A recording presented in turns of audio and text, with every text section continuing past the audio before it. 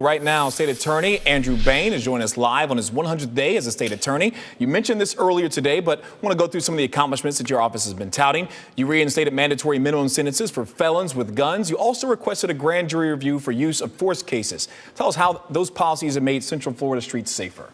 Well, felons would have possession of guns just create a havoc on our community. Create these very serious circumstances where we have individuals that are shot, murdered in our streets. So when we are, sometimes what we have is that charge because we have witness problems and other things like that. So we charging these individuals and reinstating the minimum mandatory sentences have had an effect. And made sure that we can keep them off the street so we can keep them from shooting and committing other violent crimes against our citizens. In just 100 days, do you think that that's been a big thing, or is it something that's going to be a work in progress over several years type term? I think any policy in an office like this is going to be over a long-term effect. There are certain things that happen immediately, things that we changed, and sometimes the way we were charging cases that had immediate effect on what was going on. And the timelines of cases and getting things resolved quicker.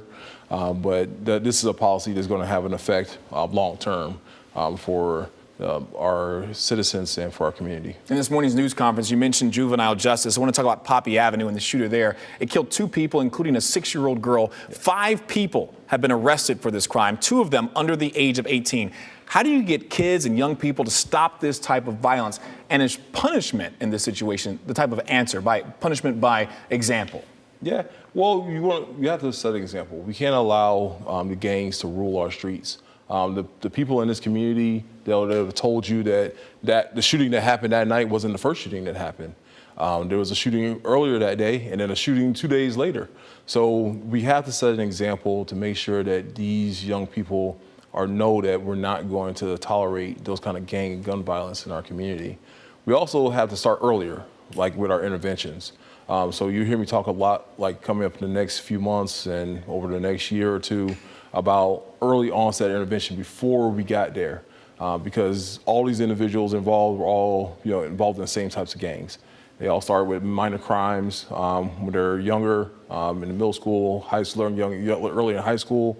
And by the time they turn 14, 15, 16 years old now, somebody gives them a gun and now they're committing a violent crime with a gun in our community. So we have to start much earlier in our intervention with these types of kids, and they're ones that we know that are going to be at risk for being involved with these types of crimes. You previewed that second chance type of initiative that you want to do. Tell me about how that's different from your predecessor's, pretrial intervention that she was also implementing.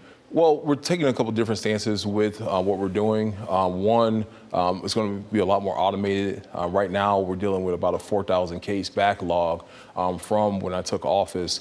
And so people were not being able to take advantage of certain pretrial diversions because we had the wait time that was from like last year.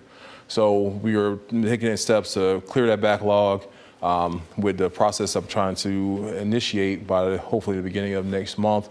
We're going to be able to promote quicker, faster turnarounds and resolutions to those cases. That's on the adult side. And on the juvenile side, there's you hear me talk about literacy, you hear me talking about education. You're going to soon hear me talk about economic opportunity for those kids so we can give them a chance to be successful, not just telling them, well, go to school, get a GED, graduate high school. Sometimes that's not going to be a possibility for the kids once they enter the DJJ system. So we're trying to give them another opportunity, make sure they're literate to read, enough to get a job, to do job training, and so we can get them on to being a productive citizen and not what we just talked about on Poppy Street. You mentioned backlog really quickly. Is extra funding that's now flowing through the state attorney's office going to help pick that up? We haven't got any extra funding yet. This is everything I'm doing right now is on the budget. I didn't grow up with a lot of money, so I'm treating the office the same way. We're trying to budget and make sure we're making every dollar count for the people that are in our community. I'm looking for extra funding for our specialists when it comes to the tutors and things like that for our literacy program, but we haven't received it yet. I'm asking for it. I'm looking for it either from the state and local governments, but it's something that we're going to have to do to push through and make sure that we have what we need. Last thing, and I'll let you go. Me and you are about the same age. There's not been a non-Democrat elected to the state attorney's office in this district since before we were born. Yep. Tell me how you're going to be the person who does that, your policies versus your potential opponent, Monique Worrell. I'm about my political party is the community. So I'm not a Democrat. I'm not a Republican. I'm not a party affiliate. So my party is the community. I don't need to deal with all the other political pulls and struggles that you have from either side. So my job is to make sure that our kids that we talked about just now before we got on air are safe, and the kids that we have out in our community have a potential to grow up in a society that allows them to flourish, and we're not trying to keep them in a hole and trying to keep them pigeonholed where they are, and let them be as great as they can be. All right, State Attorney Andrew Bain joining us now at this 100 days in office. Thank you so much for coming in. Yeah.